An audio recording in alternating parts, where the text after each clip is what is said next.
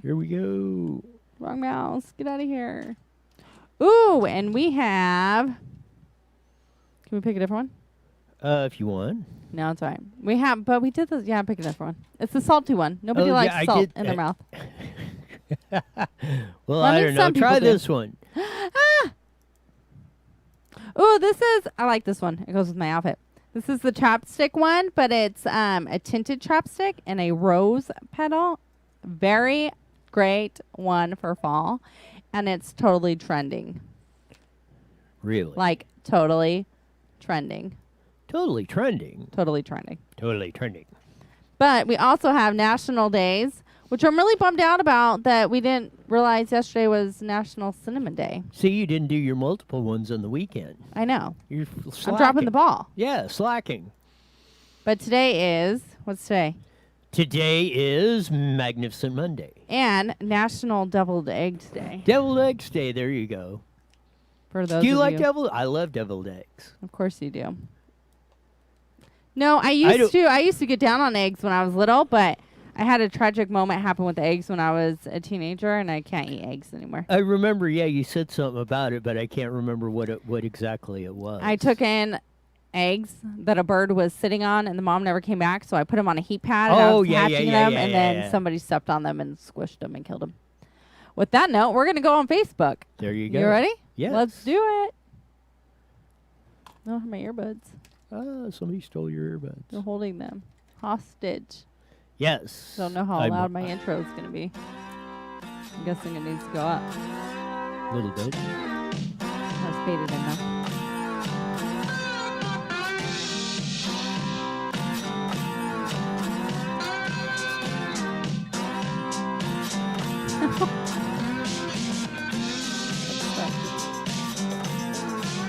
There's that funky slide guitar music that comes on every Monday through Friday, live at 5 on Facebook and YouTube on a Magnificent Monday. Make sure you hit that like and subscribe button and share us all over your world. I didn't do the Twitch. You took my lines. I didn't put us on Twitch. You know why? Because you said YouTube when you weren't supposed to. I punished you. We're on. I think I moved your thing. Oh yeah, I forgot. Yeah, I did. Instead of Twitch and Facebook, I did the YouTube. You do. You keep. Are you like mad at me and you're just not telling me or something? I'm not mad. Did I look mad? No, but that's what did I do that made you think that I was mad? You keep stealing my YouTube line. Well, I have one job here on this show. Do your YouTube line. I already did it. Oh. See how much I'm paying attention. Now you're not listening to me. Lots of news breaking on that. We got the Trump. The crowd was wanting to fire Fauci. Newsome sends his kids back to school. Unconstitutional. Dr. Kelly Victory will be joining us at the bottom of the hour.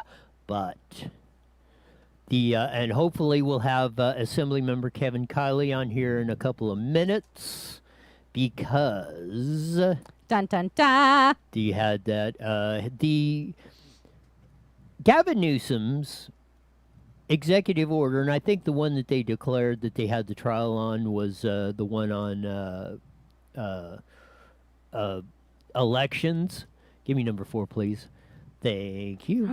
Uh-oh. Of that. Oh, we shut everybody off on that. We did. On that. Oh, I got to play with the plug. Yeah. You got it? Yeah, I'll get it. Okay. That Gavin Newsom was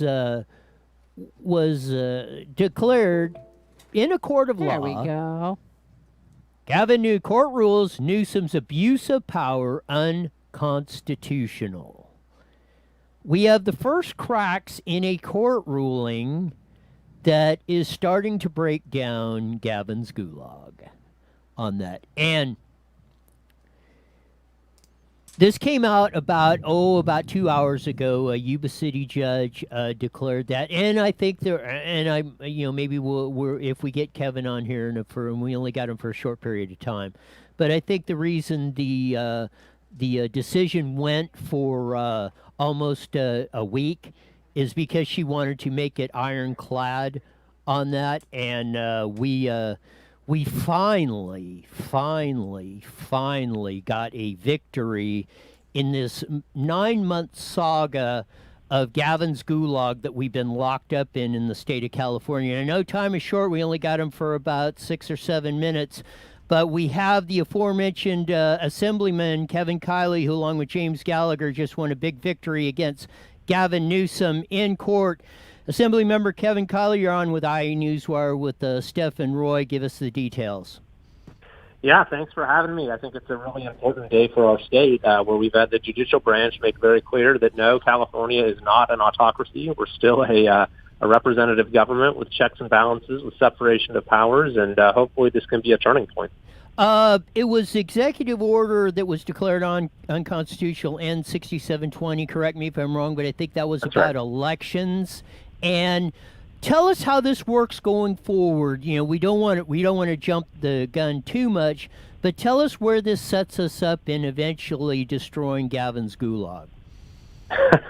Well, I mean, the judge made it very clear in her order that several of the governor's orders have violated the Constitution in exactly the same way. And so, our issue in this case isn't so much with the substance of this particular order, but with the type of power he's been exercising with all of the orders. And so that's why the case is important. And the judge has issued has found good cause to issue a permanent injunction, which would restrain the governor from issuing any further unconstitutional orders going forward.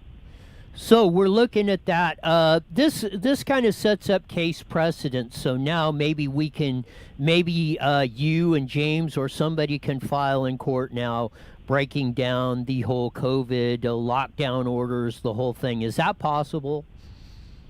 Yeah, I mean, I think that, it's incumbent upon the governor to withdraw any of his existing orders that run afoul of this ruling, which I think is a lot of them. I think it could be up to half of them, potentially. Now, of course, the governor is going to want to appeal, but I am very confident that this ruling will stand. It's on absolutely solid legal ground. Our Constitution does not allow for one-man rule. It doesn't allow for one person to assume all powers of government for himself, which is exactly what the governor argued in this case that he can do, and which obviously he's been acting on that theory. So I think that this absolutely is an important moment in restoring checks and balances and establishing the principle that even in a state of emergency, which has now lasted 8 months with no end in sight, we don't forfeit our form of government. I think it's been about 8-10 days since you and James Gallagher were for the great judge, Sarah Heckman, on that, who issued this ruling. It was my theory that she waited this long, so her opinion is like ironclad. So to make it as appeal-proof as possible, do you think this was like in the cards and why she waited so long? Yeah, I mean, she had said at the trial how important she thinks the case is. So, that was my assumption, that she was, just being very careful in studying the briefs and the law. And writing a very well-reasoned and rigorous opinion. And I think that, anyone who wants to check out the opinion, I've posted it on my blog, can read it for themselves. I think it's very well-reasoned, and I don't think the governor has much of a leg to stand on in getting this overturned. So before the trial, I think you listed 4 outcomes that come out, one being the worst case scenario in most of our opinions, I think, and 4 being the best. What number do you think you got with this ruling? We got number 3, which was, number 4 was if the whole Emergency Services Act was thrown out, which was always, a pretty unlikely, if possible, but unlikely outcome. Right. So within the bounds of sort of what we could reasonably expect, this is the best case scenario. So that's extremely good news on that. So where, and I know you got time is short on this and you got to go here pretty quick, but where do you see this as moving forward? Well, that's a great question. I mean, I think that, this ruling, this is an order from a court that restrains the governor's actions going forward. And so we're going to, hold him to that.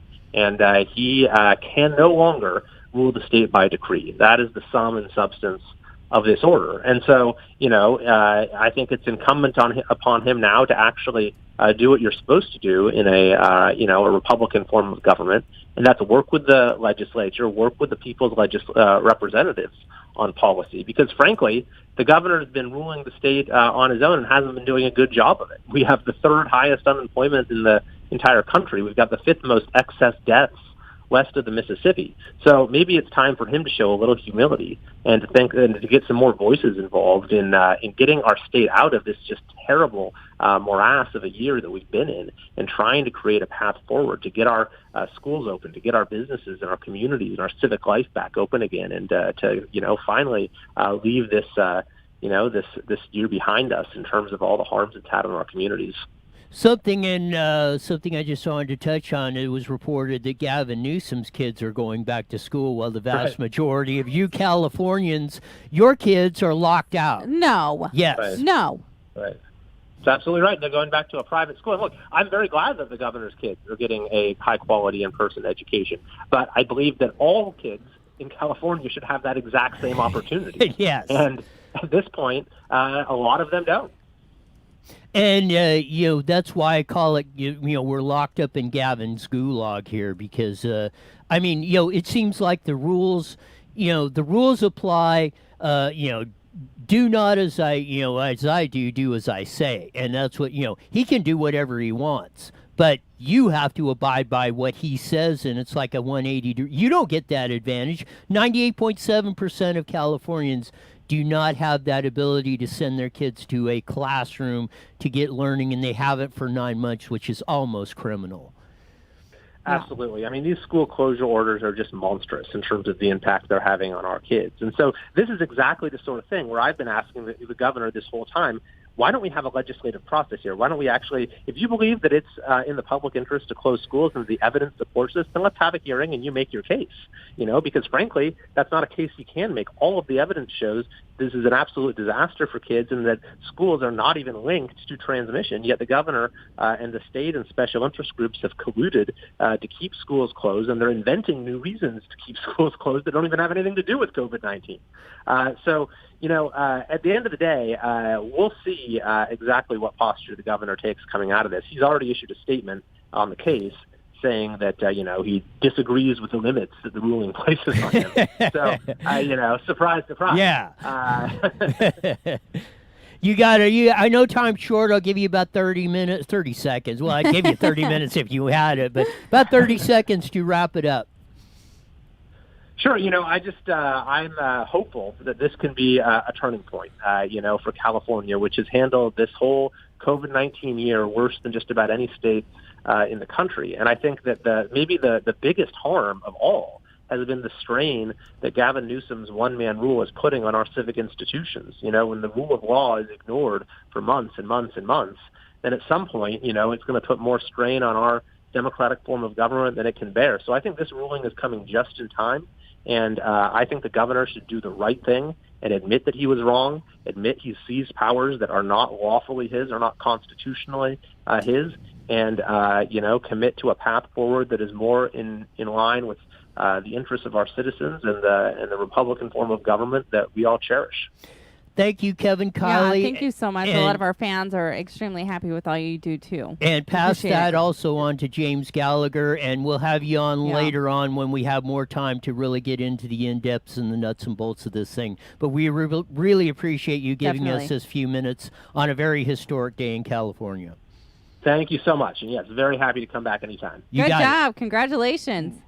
All right, thank you. Take care. There was Assembly Member Kevin Kiley from Rockland, California, along with James Gallagher. The great Judge Susan Heckman issued an opinion today declaring Gavin Newsom's Executive Order N6720 unconstitutional and preventing him from ordering any more executive orders, put a restraining order on him.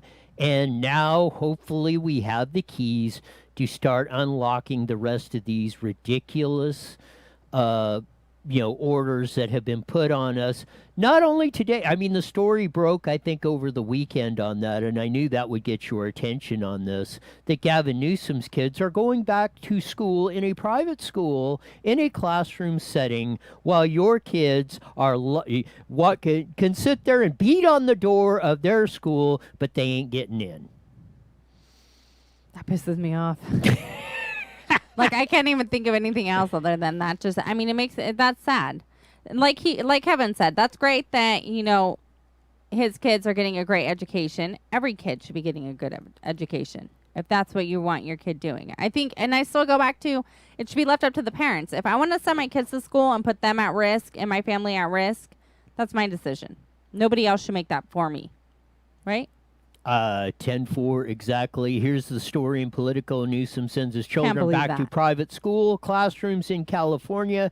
Governor Gavin Newsome said Friday his children have returned to in-person learning under a phased-in approach as damn near every school across the state shuttered due to COVID-19, including nearly all public schools in Sacramento County and across the state where the governor lives. Newsome said at a news conference that his 4 children, ages 4 to 11, have returned to classrooms in some capacity. Newsome's children attend a private school, maybe because he gets a $3.7 million house gifted to him in Sacramento County that has a hybrid schedule that alternates between remote and in-person education before will return to full-time next month, while your schools do not return to full-time. According to a source, Politico is not naming the school for privacy reasons. Well, I can see that. But what if I want to send my kid there? My kid wants to go to school. Well, yeah, if you were getting a $3.7 million mansion gifted to you and you get set up in winery businesses back and forth and all this stuff and yada, yada, yada. I would just have the teacher come to my house at that point. Yeah. No, not really. Yeah, well, I'm sure they probably, I'm sure they have probably had, teachers coming in to that on that. No, but the kids really, they need that interaction back. They need their Halloween. They need their Thanksgiving. I mean, everybody needs that. I bet you everything will be lifted by Thanksgiving. You don't think so? You don't think so? You don't have to freaking laugh about it. He's not. He's already come out and said he disagrees with the judge's order because he's a dip dong. Trying to change my California Policy Center. School reopenings are being determined by politics and unions. Dun, dun, dun. School lockdowns have little to do with anything.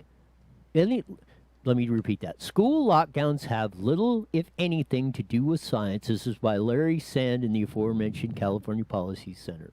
In a working paper released this month by Brown University Annenberg Institute for School Reform, maybe not what part of the vast right-wing conspiracy, reveals that local politics, not the severity of COVID-19, is the most important factor in determining whether K-12 public school districts are open for in-person learning in the fall. Political science professors Michael McHenry and Lisa Finger looked at about 75% of the nation's 10,000 school districts. That's 7,500 of the 10,000 for those of you in Adelanto, and found that counties that voted 60% for Hillary Clinton in 2016 were nearly 20 percentage points less likely to hold in-person classes than counties backed by Donald Trump by the same margin. They also report that districts with strong teachers' unions were far less likely to bring back students to the classroom. Very interesting. The professors note in the districts that located in counties with a large number of Catholic schools were less likely to shut down and more likely to return to in-person learning. That says it right here. The California Teachers Union runs California public school systems.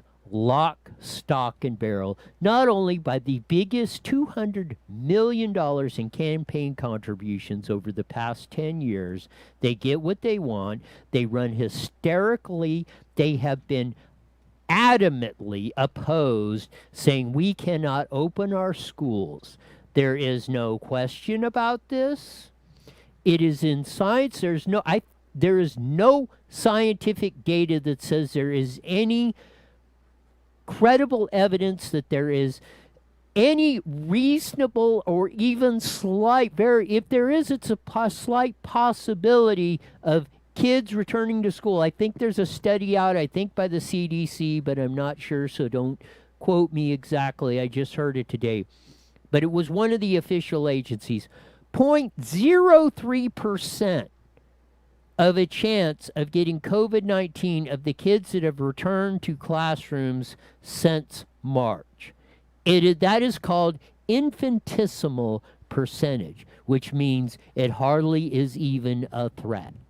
To go back to Newsom sending his kids to school, Stephen wrote in, I would have been okay with him hiring a home tutor, but he is just rubbing it in everyone's face. That's exactly right. You He totally is. Stephen. What a jerk. What a jerk. And I thought you were a jerk? No, that's like a real jerk. You're like a freaking saint compared to him. Wow. I know. I got called a saint. That was a lie. It's only because your mom's watching. Hey, Mom. But no, it's true. Oh, I've been shit. telling you. Teachers' unions, executive staffs, school board members, Gavin Newsome, and the whole lot of them have been screwing up your kids' education for decades. That's why California went from number 1 down to the low 40s in rankings from 1990. We were number 1. They systematically, they don't give a rip about your kids. It's all about the money. And yes, they get over $100,000 in compensation, average teacher in California every year. We will get Robert Fellner from transparent.org. The statistics that the school boards and the teachers unions try to project are BS. You got almost $17,000 per student just in the state. Do the math, over $100 billion, 6 million kids, K through 12. Plus you add on all the locals, and nobody has disputed this, it's $20,000 average per kid, per student, K through 12 in California. A classroom of 30, that's $600,000 for every classroom you see in California. Really? That it costs us every year. There are no shortage of money, and as our spending has went up and up and up from 98, Prop 98, when the teachers union got that, lied to the people and said, oh, if we get more money, your kids' education will better. That was the high water mark at California. It has went down in the tank since then. There is no disputing this. Teachers' unions were misrepresenting, if not outright lying to you, and the proof is there. The statistics prove it, and if 2020 doesn't prove it 30 years later, I don't know what the hell will. Word. Stephen wrote in and asked if we heard about the rumors going around about Melania Trump. No, what is it? A conspiracy going around. What's the conspiracy? I'm not sure. I didn't hear that, so clarify the conspiracy. And that'd be great. Robert writes in on Facebook, I wonder about Christmas if we are even going to have one. My suggestion would be buy some hand sanitizer, maybe get Santa some gloves, a mask, and there's no reason why he would not enter your home. We ran the Thanksgiving restrictions, and they included Christmas, too. I'm just saying. That Newsom put out. Well, you know what? I think Santa's going to say, no. Screw this, and they're going to go flying anyways. Yes, of that. Look, they've been looking to shut stuff down harder as all this stuff. And you know what? He's probably going to, because now he's going to throw his little tantrum and his little fit because he's not winning. Watch, he will. Oh crap! You think he will? Oh, definitely. Kevin Kiley said it best. Yeah, Gavin Newsom, if he had any conscience, he would be folding up his tent and saying, yeah, I really did screw you over. But his track record, along with most the establishment or left wing or yo-yos, and establishment means the so-called Republicans that aid and abet us in Jim Brulty, the Bushes, and the whole big lot of them that assisted the Democrats in ruining the state of California, are ruining our quality of life and burying us further in the ground on that to get to this point. Number 4, please. Businesses around the country are boarding up ahead of the election. In Mother Jones, again, not part of the vast right-wing conspiracy. I will say you. If there isn't a left-wing publication out there, it's Mother Jones. There you see Saks Fifth Avenue being boarded up. Here's the story. You can read it of that. Maybe we'll put the link in there of that. Businesses from New York to Washington, D.C. to Los Angeles, San Francisco, and other cities across the country are boarding up in anticipation of election season unrest, because a healthy democracy is one that prepares for an election as if we were gathering a tropical cyclone. No, it doesn't. It shows what all this white fragility and critical race theory, this stuff, critical race theory and white fragility, been going through your school system for decades. This and the hate that Barack Obama, Joe Biden, and the rest of them, the Black Lives Matter and the Marxist racists that have been pushing this crap for decades. This is why. And look it's all in the democratically, the places that have majority, supermajority Democratic councils, mayors, everything else are the ones that are getting boarded up looking for election unrest in this whole thing. Name me of the election up to this point where 2 days and 3 days before the election, businesses were getting boarded up because they were afraid they were going to get looted over the election results. En masse across the country. I'm sure you can find, somewhere in, wherever, Harlem, New York or something where this stuff may have happened. But I mean, en masse across the country where this is happening, you're not going to find it. We are officially turning into a banana republic. And this is further evidence of it. Hugo Chavez is probably laughing in his grave of that, saying, you know what, Stalin and Lenin and Mussolini are saying, you know what, we're finally, we never got to see it while we were sitting on the top side of the grass, but we're seeing it now. And this is where we're at. Want to get to a little bit of election news because it looks like that. This is Donna Brazile, who was Hillary Clinton's chief of staff and the one that fed Hillary Clinton the answers to CNN because she works for them now or did work for them during the debates in 2016 and fed them. Maybe she works for ABC now, but she fed Hillary the questions that were coming up on that. That's how crooked the system is. Really quick, Stephen wrote in the conspiracy going around is that there's a double. It's like a double Melania Trump that is going up on stage as a fake woman, and will try to be loving on. I was gonna guess. We'll try to be loving on Donald Trump, but it's not really Melania. I was gonna guess. Well, what? She's pregnant or something? But apparently, it seems to be fake news, so I'm not sure. Florida.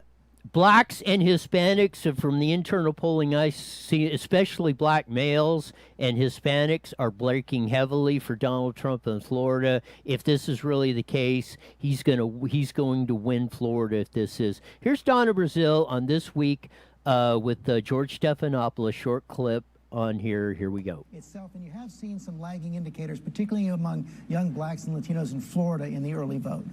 Yes, look, let me just say this. There's no question that the Trump campaign has put some resources and invested in a message for young African-American Hispanic voters. But there you go. Like Mason Weaver said, like his relatives, we like the opportunity. Lowest black unemployment, lowest Hispanic unemployment ever under Donald Trump. That's why they're breaking that. It's all about economics. You want to see that? Look at where the poor kids are in school choice and all that, where they're killing the kids with this stuff, with this education and closing the school. The lowest on the economic ladder are the ones that are getting hurt the most because they have less ability to hire, as Newsome does, or send them to private schools, or hire tutors to come in, or whatever else. If you've got the economic ability to do that, who cares if the schools are closed? We're going to educate our kids anyway. But if you're barely making it and scraping it by, or on unemployment or whatever, on subsistence, you're screwed. Economic wealth, and you don't build economic wealth by taking it from somebody and giving it to you. You build it by giving people the opportunity that they get to keep what they earn. That's the free market, and you're not beating that. It's never been beaten in history, and it never will. Get it through your head. If you believe Newsome, if you believe Biden, if you believe Barack Obama, who said he was going to transform America, and you didn't pick it up, the racist wasn't saying that we're going to bring everybody together. It says we're going to conquer, cut, and divide. And that's what this crap is in critical race theory. And again, it's going through your schools. The teachers' unions have been pushing this stuff radically. Your school districts have been pushing it radically. And it's coming to a head, one way or the other. We're not going to, if you're going to know the US of A, as you did prior to January or March 2020, you better get out there, and you better get out there tomorrow, and you better vote, and you better vote these clowns out, or not cast your votes for the people, as Donald J. Trump has done. He's for the people. You may not, I don't agree with everything he's doing, but he's probably the biggest for the people president, looking out for everyone and making the best decision there that we've ever had. And you can't ask, well, you can, but you should be very satisfied that somebody like that is leading your country. Roy for governor 2021. Well, 2022. 2022. That's what I said. Forgot what year we're in. What day is it? Well, it will be on that, but no, it's absolutely. And to go on with that, like I'm saying on this, and why I bring that up is that Trump. Oh, that's the highway one. Let's see where the one. Oh yeah, 50,000. Number 4, please. 50,000 students are gone from Arizona public schools. Where did they go? They're missing, and they got 1 million students, about 7 million population. So you can just about double that. Whoa. 50,000 students aren't logging in to like their Chromebook or something. Yeah, they don't know where they went. 5% of the students in Arizona. Those parents totally protested. Yeah, they don't know. They're it. not doing. And in this article, it says, you know who's getting hurt by this? The lowest on the economic ladder. And that's why I said that. And you know what? All those little teachers' unions or school board members that sit up there with their flowery stuff and that, they're hosing you under the workbench. They have been doing it for decades, and they don't care about you. All they care about is their greed and their power. We don't even know. So if you project that, just times that by 6, there's probably 300,000 kids. California probably won't tell you. But just based on population size, there's probably 300,000 kids in California that they don't know where they're at. They didn't come back in school. And you know what? We didn't decrease that much in population. So where did they go?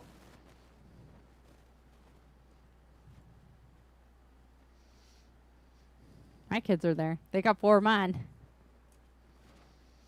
I'm getting kind of used to the homeschooling stuff. Roll this up. I want to read this. It's going to be weird when we go back to public school. I'm not going to know what to do. Dennis Goodwin is the superintendent of Murphy Elementary School in Phoenix. About 1,500 students attend. And most are low income. Enrollment in his district is down by 8%, more than the 5% statewide. And this is what some families really wanted to send their children in person and have switched to charters. He said, in other cases, students might not be schooling at all. He said, particularly in families where parents have to work and older kids are taking care of their siblings. They have thought about signing up and doing it online, but I think right now they're just waiting for school to start up again. But Murphy said, but in Murphy, COVID-19 is not under control enough to open schools, he said. There you go. He knows it. He's still saying, oh, it's not safe to open up the schools and da-da-da-da-da. But you know what? You're hurting the lowest the kids that are the poorest, you're hurting the worst. And they want to keep it going. In Arizona, in California, and Joe Biden wants to keep your schools. He wants to put a nationwide mask deal on. He's talking about locking down if he gets elected on January and sworn in on January 20th, 2021, he's talking about locking down this whole country. Again.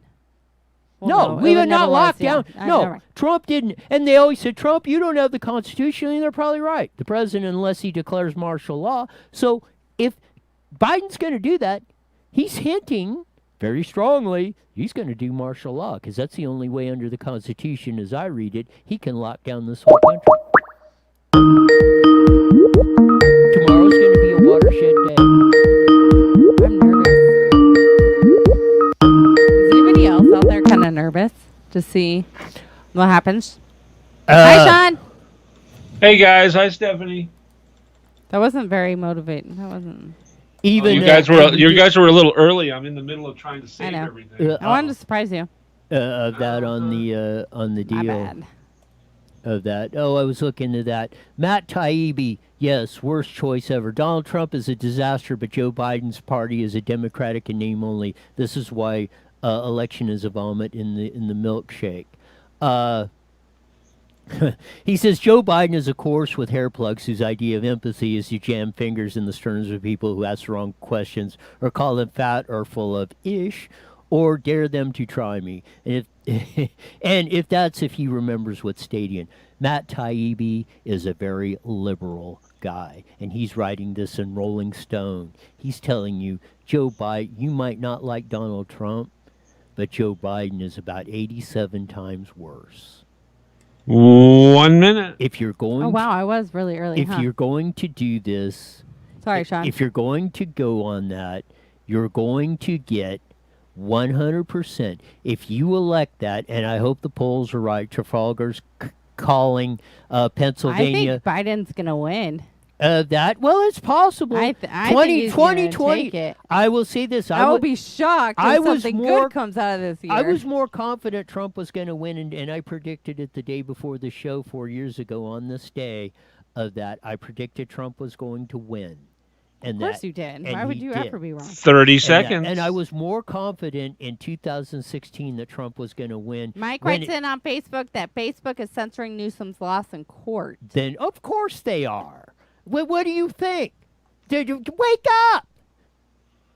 Wake up! Get your kid. Here we go, guys. 10 Pull seconds. your kids out of school. Go to KMET1490am.com and download your free phone app today. IE Newswire Daily is on the air. The following is a paid program. Views and claims expressed are those of the program producer and are not endorsed by this station. Opinions expressed are not necessarily those of radio station KMET, its management, employees, or affiliates.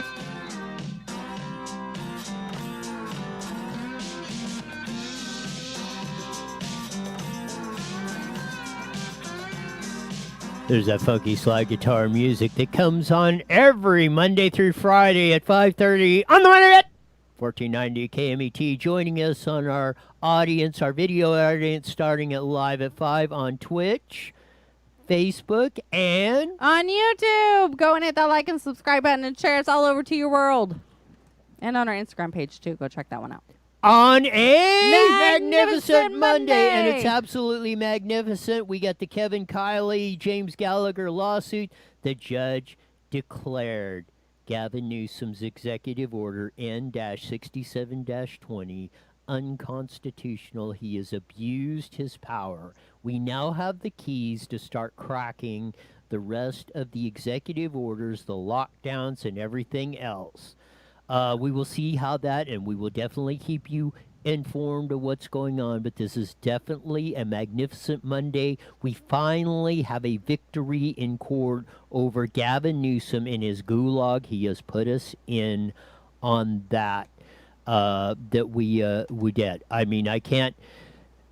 It's you can't roll back the clock, but finally it's come. Now is the time to hit fifth gear overdrive and stand on the gas.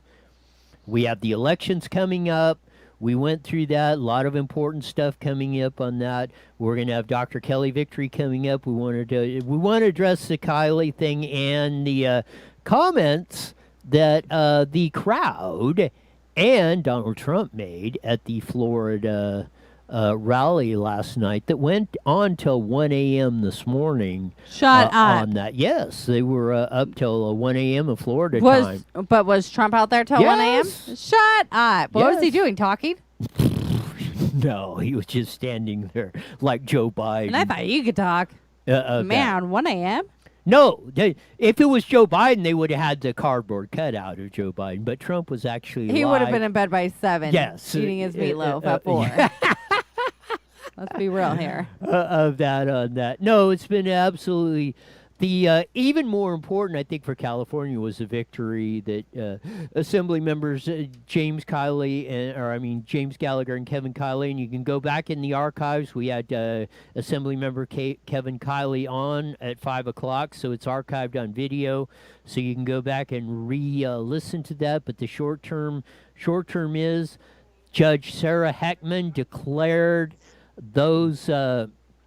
The executive orders of Gavin Newsome unconstitutional on that.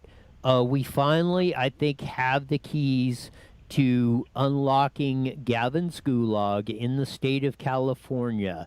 Again, Executive Order N-67-20 was ruled unconstitutional, and the great judge, Sarah Heckman from Yuba City, put a restraining order from Gavin Newsom issuing any further executive orders. To address this and the recent comments at a Trump rally in Florida at 1:00 a.m. Florida time this a.m. or early morning, we have another great person, the great doctor you've heard many times on the show. She's a trauma surgeon, consultant to many major corporations over the years, and most importantly, right on all things COVID-19 and most anything else. So, Dr. Kelly Victory, welcome to IE Newswire with Steph and Roy. Hey, guys. Thanks for having me back. I am really happy to hear about some of these judgments coming through, Roy. As you well know, I've said from the beginning of this fiasco that I thought one of the things that would finally turn the tide is people actually putting some of these mandates and regulations and rules and closures up to a constitutional challenge and really saying, are these dictums really even legal? Is it possible for whether it's Gavin Newsom or for local governments, mayors and city council people to be making these draconian lockdowns and talking about shutting down certain businesses but not others? And I am thrilled to see some of these things actually taken all the way, to bubble all the way up the chain, where a judge can say, finally, no, actually, this isn't legal. And we had Kevin Kiley on at the top of the hour, and we just had him briefly for about 6 or 7 minutes. But the judge indicated, according to Kevin Kiley, that she put in her ruling that many of these other mandates, executive orders pertaining to COVID and many other things, have these same issues on there. So again, I think, and hopefully, my opinion, we now have the keys to start dismantling Gavins Gulag. I think that's probably right. And I've spent a lot of time in the last couple of days, for obvious reasons, talking about the impact that this election is likely to have on our ability to reopen. And here, really, what you're hitting on is the crux of the situation. Obviously, whoever is president, if President Trump gets reelected, he does not have the authority to supersede what local governments do. He doesn't have the authority, unfortunately, to supersede what Gavin Newsom does or other mayors or elected officials might do in a particular municipality. But what he does have the ability to do is to apply some significant pressure. He can certainly start applying pressure financially by saying things like, if your kids aren't in school, that's fine, but if your kids aren't in school, we're cutting off all your federal funds. You get no funding for schools. There's a lot that private industries can do. If you look just in California alone, whether it's at Disney or Tesla or any other large corporation that wants to say to Gavin Newsom, look, we aren't doing these lockdowns again, or we aren't going to tolerate this, or we'll go to a state that's friendlier to us and we'll leave. So I think the power of the purse will start to speak. So between some of the financial pressures and these constitutional challenges by a number of different people who are saying, no, it's a First Amendment violation to actually shut down a church and leave other businesses open. So I think that that's really where this is going to go, and hopefully after this election is finally over, we'll start to see some of that begin to happen outside of these little small pockets. It is, and that was absolutely, again, the good news in this whole scenario the last month has been few and far between, but especially for us in California, I think that was, an absolute. This hopefully is a game changer, and we can capitalize on this deal. I want to get your thoughts on this, and it's a short clip about 30 seconds. This is 1 o'clock or around 1 o'clock in the morning, Florida time today. Trump was finishing up his rally, and the crowd starts chanting this, and Donald Trump gives a hint of things to happen in the future. So here we go on Donald Trump at the Florida rally at 1 a.m. this morning.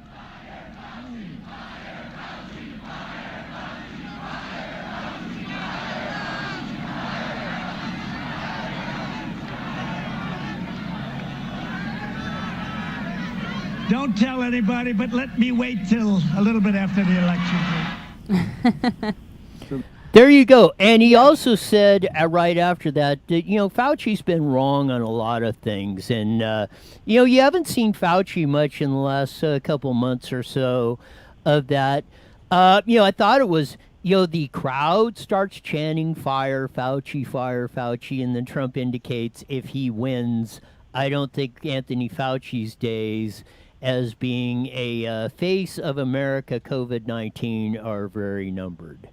Yeah, I agree with you, and I'm sorry that President Trump didn't do that months and months ago. He got to the point where I think it was politically impossible for him to do it really after about maybe July, because it was just coming too close to the election, and I don't think he could do it. I have absolutely no question that he will get rid of Fauci and likely the rest of his feckless band of experts, quote unquote. I use that Dr. Birx and Dr. Gottlieb and Redfield. I think all of them need to go. And, even if I am magnanimous, Roy, and say Anthony Fauci isn't an evil person, he's just misguided, the bottom line is look at it like anything else. If this were a baseball game and the pitcher were failing this badly, you'd yank him out of there, okay? If you start throwing gutter balls, they yank you off the mound and they say, thanks,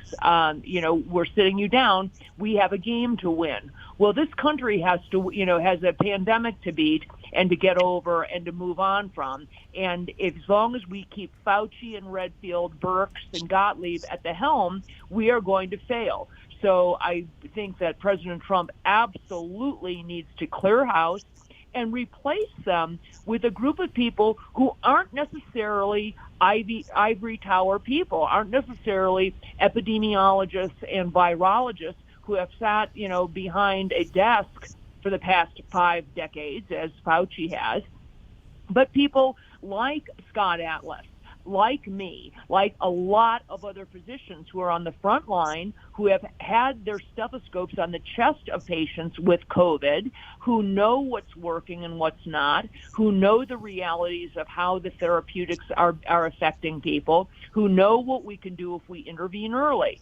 And to trust those people and people who have a background in public health and have an eye open not only to the individuals who get COVID, but to the impact of all of these things on the entire population. What are we doing to our children and our elderly, businesses, all of those things, and really approach this the way a public health crisis should be approached.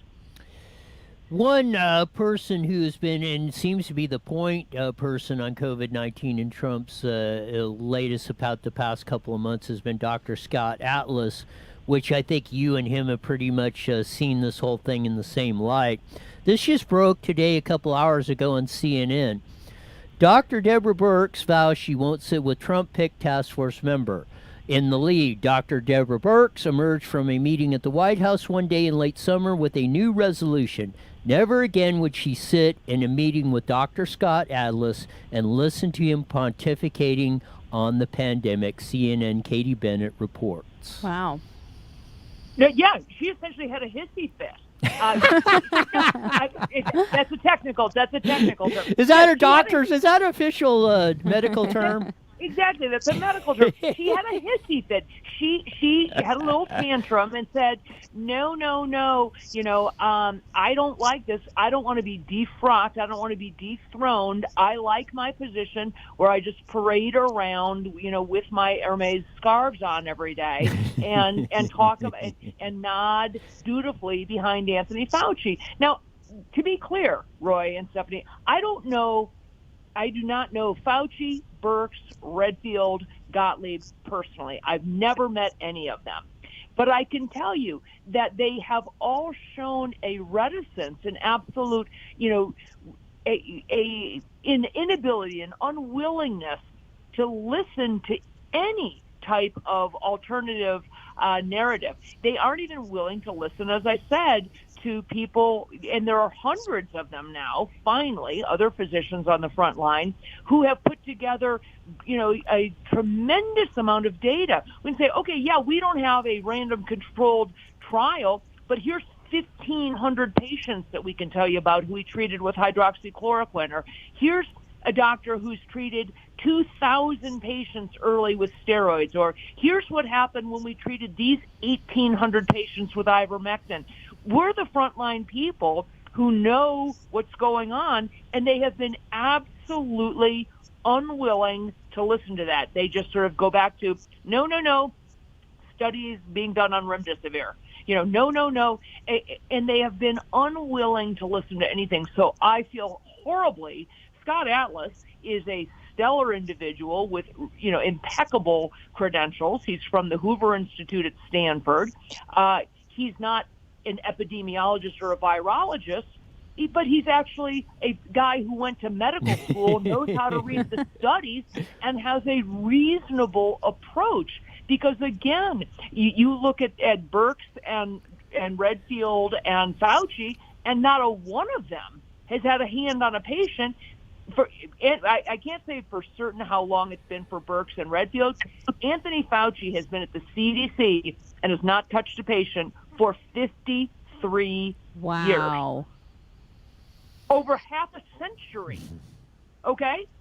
That's a scary statistic.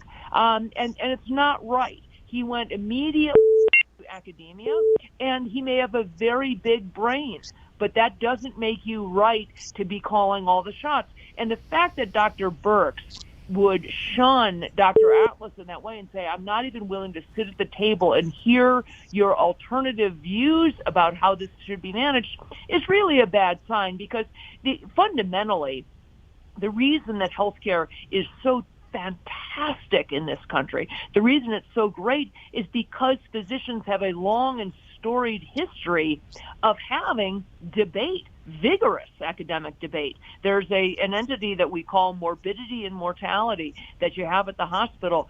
Some places it's every week, some places it's every month. Busy hospitals, it's every week. And the doctors get together in a room, and you fight through who died, who had a bad outcome. And people, your peers, hold you to task and say, well, did you consider this? Or what about that? Or why didn't you think about this? And you argue it out, not to belittle people, but to end up emerging at the end of that session with a better understanding of how you can treat patients.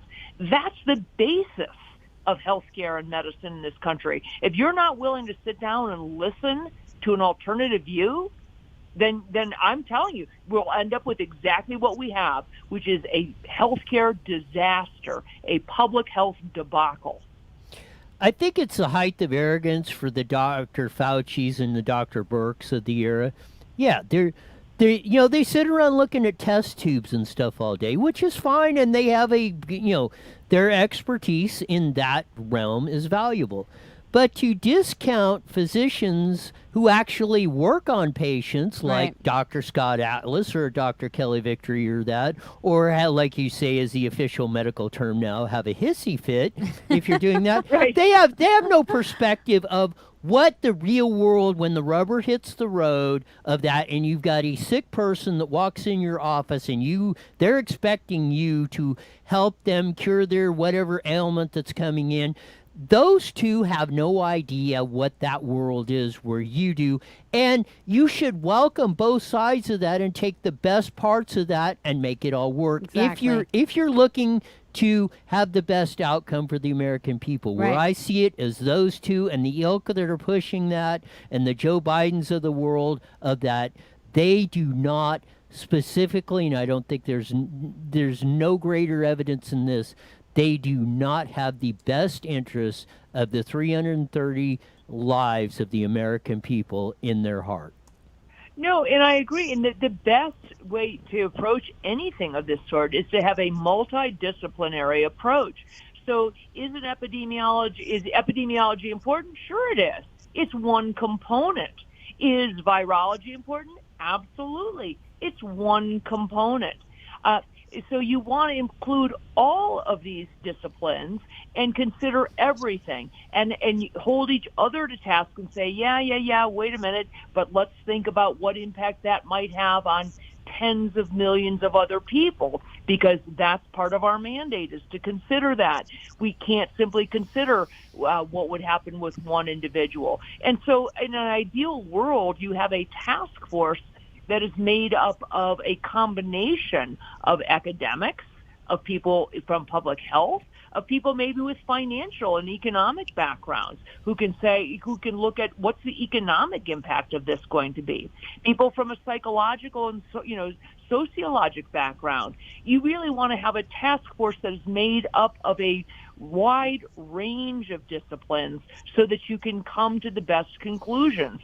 And I think that that's really what's been failing.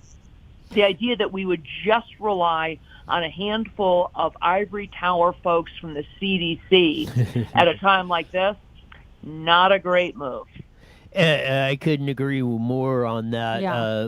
Going across, I want to touch on the deal. We touched a little bit on the Kiley Gallagher thing, and hopefully that sheds some light on that. But we had about 3 or 4 minutes left. I want to talk about politics because obviously tomorrow is a big election day coming up. And I mean, depending on which way this whole thing moves on that. But I just wanted to get your prediction. Who do you think wins the presidency of the United States in 2020? Well, I'll tell you, ask me now and then ask me in 5 minutes, you'll get a different answer. Truly, in all reality, there are days or times when I look at the polls, I look at the rallies, I look at the people coming out for Trump, and I hear Donald Trump speaking, and I hear the response people have to him, and I think there is no way this man cannot win. No way. Then I watch the news and I watch the corruption and the deception of the mainstream media and of the liberals, and I think there's no way that man can win. Okay? So it really depends. If I believed there were fair and honest elections in this country, Roy, I believe that Trump would win by a landslide. I don't trust, unfortunately, the system any longer. I don't trust the counting of the votes. I don't trust that we can control the fraud. I will tell you, there are lots and lots of things I don't like about Donald Trump. There are times when he speaks and I cringe. But he has been remarkable in his ability to manage our economy. He has been remarkable in his ability to manage our strength on a global perspective. He's been remarkable in those pieces. I don't want to date the man. I want him to run the country. And this is an A or B question. It is A or B. This is like, people say to me, yeah, but I don't like either. I say, okay, take yourself back to 8th grade. It's a multiple choice question. The answers are A or B. If you write in C, you're going to get it wrong. If you leave it blank, you're going to get it wrong. If you write in an answer, you're going to get it wrong. It's A or B. Make a choice. And there is no question between Donald Trump and Joe Biden. This country will flourish under another 4 years of Donald Trump. If Joe Biden is elected, we will be living this pandemic debacle until well into 2022. Don't just think 2021. This will be well into 2022 because this is about a power grab. It's about control. It's about limiting your individual rights. It's about making sure that the state, the government, oversees everything you do, including your health care, whether or not you get a vaccine, where you send your kids to school, if you send your kids to school, whether you cover your face, all of those things. And if you want to live in that totalitarian regime, then, vote for Biden. Otherwise, it's A or B, and the only choice for me is to vote for Trump. Thank you, Dr. Kelly Victory. We'll do it again real soon. We definitely will. Okay, love it. Thanks. You got Bye. it. Okay, well, bye. I've said it many times on the show, exactly the same thing. In an honest election, Trump wins. Exactly. Probably bigger than he did. I have this gut feeling Yes. he's not. I think it's going to be so. I think they've said. And I even said today, like I'm voting, and I'm voting happily, but I feel like a part of me just feels like it almost doesn't matter. Yeah, like I think But I hate to say that because that makes me sad that it's not going to be. I never feel like it's really honest anymore. They set this up to fraud him out of it, and I mean, and we're going to see. Well, we're going to at least have an indication of that starting tomorrow. That we'll cover it. We'll cover it on that.